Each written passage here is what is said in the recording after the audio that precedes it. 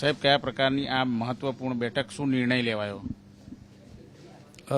સુરત ખાતે અખિલ ભારતીય કોળી સમાજના સંગઠન સાથે જોડાયેલા એવા 7 રાજ્યોના પ્રતિનિધિઓ, મુખ્ય પ્રતિનિધિઓ ઉપસ્થિત હતા.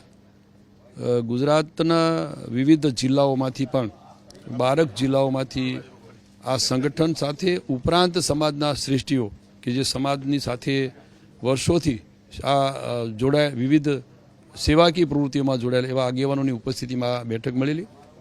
એમાં મુખ્ય મુદ્દો કે જે કેટલાક લોકોના તરફથી આ અખિલ ભારતીય કોળી સમાજના જે સંગઠન ચાલી રહ્યું છે એ અત્યારે દિલ્હીની કોર્ટમાં અને ત્યાં રજિસ્ટ્રારની કચેરીમાં આ બાબતે કેસ ચાલી રહ્યો છે.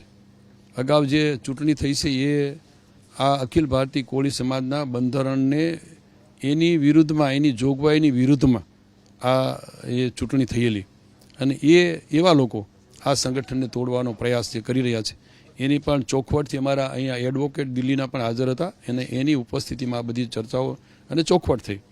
સાથે સાથે સમાજના જે વરિષ્ઠ આગેવાનો આખા સૌરાષ્ટ્રમાંથી આવ્યા હતા એ બધાએ સાથે મળીને જે અમે ગાંધીનગર ખાતે એક સમસ્ત કોળી સમાજનું અમે એક ભવન બનાવવા માટેનું જે અમારું પ્રકરણ ચાલી રહ્યું છે એ જમીનનું લગભગ કામ સરકારમાંથી પૂર્ણ થવામાં છે. એ અંગેની પણ બધાએ કઈ રીતે એ આર્થિક જોગવાઈઓ કરવી એની પણ ચિંતન કર્યું. સાહેબ, જે સમાજને કોણ તોડવાનો પ્રયાસ કરી રહ્યું છે ને એને કઈ રીતે મુંહતોડ જવાબ આપવામાં આવશે?